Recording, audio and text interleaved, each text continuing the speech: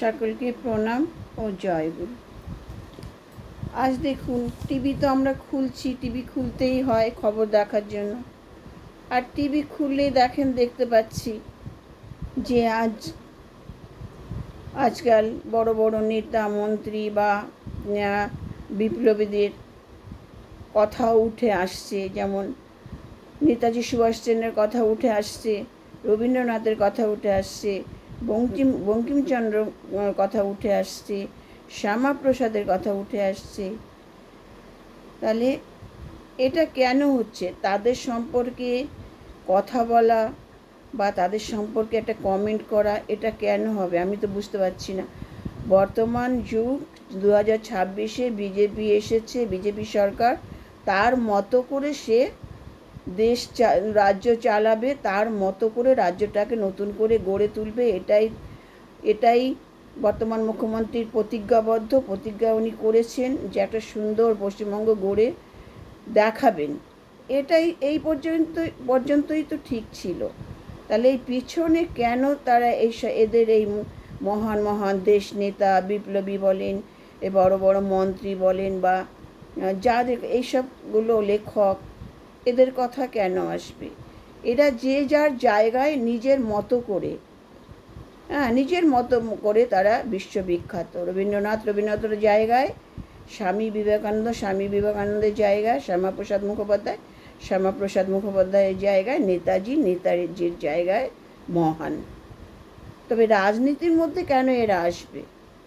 এটা তো আসাই উচিত না। এটা যদি আসে তাহলে তো সেই কেঁচো খুঁড়তে কেউটে বেরিয়ে আসবে। তখন তো তাদের প্রত্যেকের জীবনই সামনে বেরিয়ে আসবে। হ্যাঁ, সবাই তুলে ধরার চেষ্টা করবে, কারণ নেতাজিকে নিয়ে বদনাম কেউ সহ্য করবে না। বিশ্বকবি রবীন্দ্রনাথকে নিয়ে কথা কেউ করবে না। বিবেকানন্দকে নিয়ে কোনো কথা হবে, কেউ সেটা মেনে নেবে না। সম্রাট বঙ্কিমচন্দ্রকে নিয়ে কথা হবে, সাহিত্য সম্রাট, সেটাও কেউ মেনে নেবে না। আবার শ্যামাপ্রসাদ মুখোপাধ্যায়, ঠিক আছে, উনি পশ্চিমবঙ্গের সৃষ্টিকর্তা, উনি পশ্চিমবঙ্গটা এই যে আমরা যে নামকরণ হয়েছে এটা ওনারই অবদান বলবো বেশিরভাগ। হ্যাঁ, যদি সেই পুরনো কথা চলে আসে। আর দেখুন, এই যে এত কিছু হচ্ছে, এটা আমাদের ভারতবর্ষ তো কম বড় নয়, কতগুলো রাজ্য নিয়ে তবে ভারতবর্ষ। তা এই যে আমাদের পশ্চিমবঙ্গের কথা চারিদিকে ছড়িয়ে পড়ছে এবং বাইরের দেশেও ছড়িয়ে পড়ছে, কেন আমরা আমাদের পশ্চিমবঙ্গকে নিয়ে সমালোচনা করব? এরা প্রত্যেকেই আমাদের কাছে মহান, প্রত্যেকেই মহান। হ্যাঁ, প্রত্যেকে আমাদের কাছে সম্মানীয়, বরেণ্য, হ্যাঁ, প্রণম্য তারা আমাদের কাছে। এটা কেন উঠে আসবে? হ্যাঁ, তাহলে সেখানে বলতে গেলে সে 46-এর দাঙ্গার কথা এখানে উঠে আসবে। তখন কিন্তু 46-এর দাঙ্গায় কারা এগিয়ে ছিল, কারা পিছিয়ে ছিল, কারা কী করেছিল, এগুলো তখন কিন্তু চলে আসবে। হ্যাঁ, 46-এর দাঙ্গার পরে কিন্তু আমাদের ওয়েস্ট বেঙ্গলে আমরা কিন্তু তারপরে কোনো বড় দাঙ্গার কথা আমরা কিন্তু শুনিনি, এত বছরে শুনিনি, আমরা কিন্তু শুনিনি। ওখানেই সেটা শেষ হয়ে গেছিল। তারপরে কিন্তু যে যার নিজ নিজ ধর্ম পালন করছে, সে নিজের মতন করে বসবাস করছে এই ভারতবর্ষে, এই আমাদের ওয়েস্ট বেঙ্গলে, বিশেষ করে ওয়েস্ট বেঙ্গলের কথা আমি বলছি, আমরা কিন্তু শুনিনি। তারপর আবার এই যে বৈষম্যর কথা আবার কিন্তু এই যে চলে আসছে, কিন্তু এই যে বিগত 15 বছরে এই মুসলিমদের নিয়ে টানাটানি হচ্ছে। আমি এটাই বুঝতে পারছি না, কেন মুসলিমদের নিয়ে কেন টানাটানি হচ্ছে, কেন তাদেরকে নিয়ে টানাটানি হচ্ছে, কেন তাদেরকে নিয়ে সমালোচনা হচ্ছে। এই বৈষম্য কেন আসছে, কেন আসবে? এই হিন্দু মুসলিম এর কথা তো আমরা ছোটোবেলা কখনো শুনিনি। এত হিন্দু মুসলিম। আমরা জানি পশ্চিমবঙ্গ একটা রাজ্য, সেখানে সকল ধর্মের লোক বসবাস করে। ভারতবর্ষ ধর্মনিরপেক্ষ দেশ, এটাই আমরা জানি। সকল ধর্মের লোকের বসবাস এখানে, নানা জাতি, নানা ভাষা, নানা পরিধান, বিবিধের মাঝে দেখো মিলনমোহন। তাহলে এখানে আজকে মুসলিমরা, আমি তো এটা 46-এর দাঙ্গা থেকে আমি শুনে আসছি, এই মুসলিমদের তো উস্কানো হয়েছে, প্রলোভন দেখিয়ে সমস্ত দাঙ্গা করানো হয়েছে। তখনও 46-এর দাঙ্গাও কিন্তু এই এই কারণেই হয়েছে। এবং কারা কারা যুক্ত ছিল, কারা কারা তাদের সহযোগিতা করেছে, কারা কারা ইংরেজদের সহযোগিতা করছে, এগুলো তো উঠে আসবে তখন। তবে হ্যাঁ, অনেক বড় বড় দেশ নেতা তারা কিন্তু এই বৈষম্য চায়নি। নেতাজি ছিলেন, বাল গঙ্গাধর তিলক, অনেকের মন্তব্য ছিল দেশ বৈষম্য চায়নি, তারা দেশভাগও কিন্তু তারা চায়নি। তারা, নেতাজির কথা ছিল, আমরা বর্ণ বিদ্বেষ ভুলে আমরা সকল ভারতবাসী একজোট হয়ে যদি না লড়ি তাহলে ইংরেজদের তাড়াতে পারবো না আমাদের এই দেশ থেকে। এটা নেতাজির কথা ছিল। এটা অনেক বড় বড় মহান মহান নেতার কথাও ছিল এটা, যে আমরা একসাথে জোট বেঁধে লড়ব। এটা তো রবীন্দ্রনাথও এই কথাই বলেছিলেন। আর ইংরেজরা চেয়েছিল সবসময় হিন্দু মুসলিমের জোটটাকে ভেঙে দেওয়ার জন্য, দুর্বল করে দেওয়ার জন্য। আর সেই সুযোগ অনেকেই নিয়েছিল। হ্যাঁ, তখন এই ভারতবর্ষকে পাকিস্তান করার চেষ্টা হয়েছিল, কলকাতাকে পাকিস্তান করার চেষ্টা হয়েছিল। ছিল এই মুসলিম লীগ, মোহাম্মদ আলী জিন্নাহ, তারপরে কলকাতার যে শাসনভার যার হাতে ছিল, আমি হয়তো নামটা বলতে পারবো না, এর তো চেষ্টা ছিল কলকাতাকে পাকিস্তান মতন করে তুলবে বা ভারতবর্ষকে পাকিস্তান করে তুলবে। তাহলে এগুলো তো অনেক কিছু হয়ে গেছে। আর সেই ক্ষেত্রে গিয়ে যখন দেখুন, তার আগে এটা বলছি 42-43-এর কথা, 42-এর পরের কথা, 46-এর কথা। তার আগে তো বহুত বড় বড় দেশ নেতা, বিপ্লবীদের প্রাণ, তাদের জীবন বলি হয়ে গেছে তার আগে। হ্যাঁ, সেখানে তো স্বাধীনতা আন্দোলন তখন চলছেই। তখনও তো ইংরেজরা তখনও ভারতবর্ষে রাজ করছে।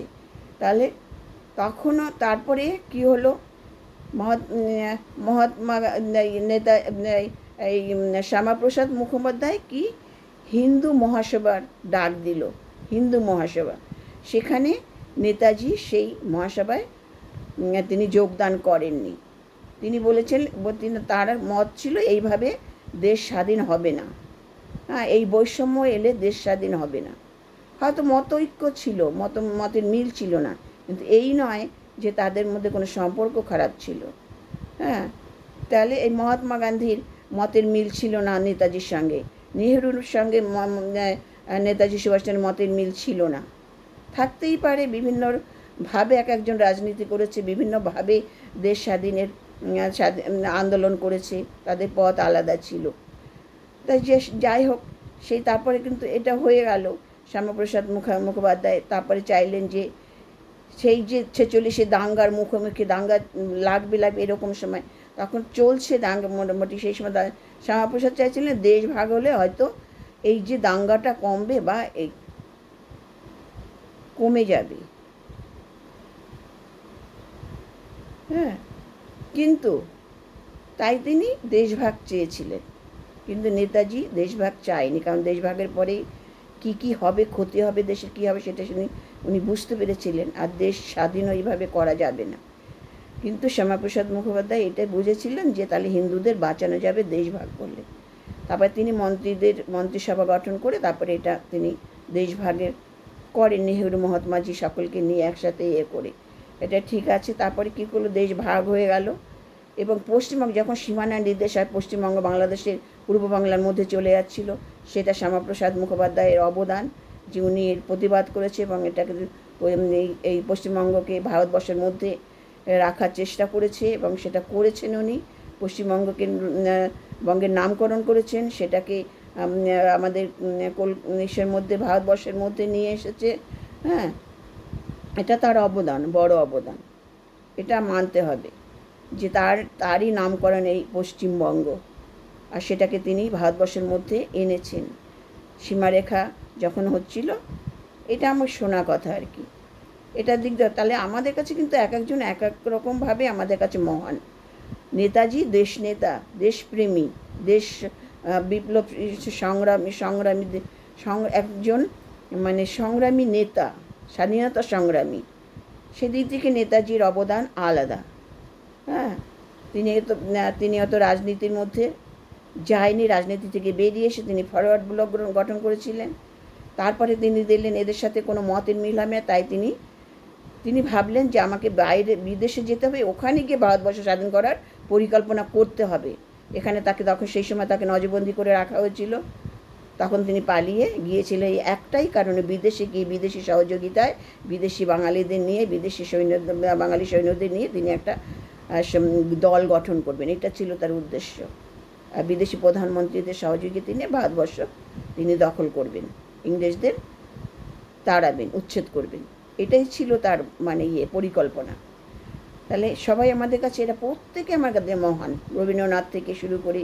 রবীন্দ্রনাথ কেন দেখেছিলেন ইংরেজরা হিন্দু মুসলিমদের দলটাকে ভেঙে দিতে চাইছে, এদের ভিতটাকে ভেঙে, তাই তিনি কী করেছিলেন, এই রাখি বন্ধন উৎসব কেন পালন করে রবীন্দ্রনাথ চেয়েছিলেন, চাইনি বর্ণ বৈষম্য, যে একসাথে লড়বো, স্বাধীনতা লড়বে।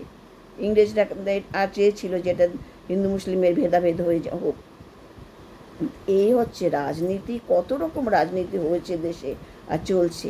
বিশেষ করে মুসলমানদের কেন নিয়ে এটা কেন হবে, তারা তাদের মতন আছে।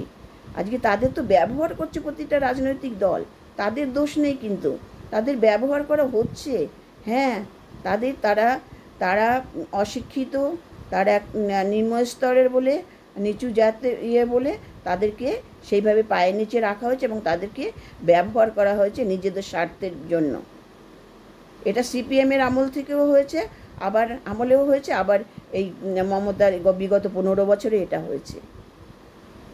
হ্যাঁ, আর মমতা দিদি সকল মুসলমানদের যে হাত করতে পেরেছে সেটা কিন্তু করেনি। তিনি বেশিরভাগ বহিরাগত গরিব মুসলিমদের ভোট পেয়েছে, বেশি করে, বিশেষ করে তাদের ভোটটাই পেয়েছে। আমাদের ভারতের স্থানীয়দের ভোট মমতা দিদি কিন্তু অত পায়নি। তারাও কিন্তু বিজেপিকে ভোট দিয়েছে, তারাও জানে যে বিজেপিকে এইবার 26-এ যদি বিজেপিকে না আনা হয় তাহলে রাজ্য ধ্বংসের মুখে, রক্তগঙ্গা বয়ে যাবে। তাই জন্য সকল মিলে কিন্তু বিজেপিকে ভোট দিয়েছে। যদি কেউ বিজেপি মনে করে শুধু হিন্দু ভোটে জয়ী হচ্ছে, এটা কিন্তু ভুল কথা। অনেক মুসলিমরা, তাহা না হলে মুর্শিদাবাদে এত ভোটে কী করে বিজেপি জয়ী হয়, মালদাতে এত ভোটে জয়ী হয়, উত্তরবঙ্গে বেশিরভাগ বিজেপি জয়ী হয়েছে কিসের জন্য, মুসলিম এলাকায়ও বিজেপি জয়ী হয়েছে কেন তাহলে? এটা যদি হবে কলকাতা, ভবানীপুর, মেটিয়াবুরুজ, পার্ক সার্কেল, এইদিকে হয়তো মমতা দিদিকে বেশি ভোট দিয়েছে, কিন্তু সকলে যে দিয়েছে এটা নয়। কিন্তু মমতা দিদি মুসলিম ভোট বেশি পেয়েছে, সেটা হচ্ছে ওই বহিরাগত মুসলিমদের ভোটটা বেশি পেয়েছে। উনি গরিবরা দিয়েছে, তাদের টাকা বিলিয়েছে, তাদের এই ভাতা দিয়ে, তাদের এই আধার কার্ড, রেশন কার্ড, এগুলো সব দিয়ে, নাগরিকত্ব দিয়ে এই ভোটগুলো তিনি পেয়েছেন। হ্যাঁ, তাই আমরা বলবো যে আমার মতে মনে হয় যে নেতাজি সুভাষচন্দ্র বলেছে, সকলে, নেতাজি সুভাষচন্দ্র, ইন্দিরা গান্ধী, স্বামী বিবেকানন্দ, সবাইকে এরা কিন্তু বৈষম্য চায়নি। এরা মতে যে এই বৈষম্য বাদ দিয়ে, হ্যাঁ, আমাদের দেশকে সেই আগের মতন রাজ্যকে সেইভাবেই করা উচিত। হ্যাঁ, কারণ এখানে সংবিধানে লেখা হয় যে আম্বেদকর নিজে লিখে গেছেন যে ভারতবর্ষ ধর্মনিরপেক্ষ দেশ, এখানে কোনো বৈষম্য থাকবে না। কারণ তিনি অনেক ভোগ করেছিলেন, তিনি নিজের উপলব্ধি তার জন্য তিনি এটা করে গেছেন। যেটা এই সংবিধানে অবমাননা করা মানে ডক্টর বি.আর. আম্বেদকরকে অবমাননা করা। তাই চাইব যে সকলে বর্ণবিদ্বেষ ভুলে দেশকে, এই রাজ্যকে সুন্দরভাবে গড়ে উঠুক। হ্যাঁ, সকলে আমরা ভারতবাসী, আমরা ভারতের নাগরিক, আমরা রাজ্যের নাগরিক, আমরা পশ্চিমবঙ্গের নাগরিক। পশ্চিমবঙ্গ আমাদের রাজ্য, কলকাতা আমাদের মহানগর। নমস্কার। আমার আলোচনা ভালো লাগলে সবাই লাইক, শেয়ার ও কমেন্ট করবেন।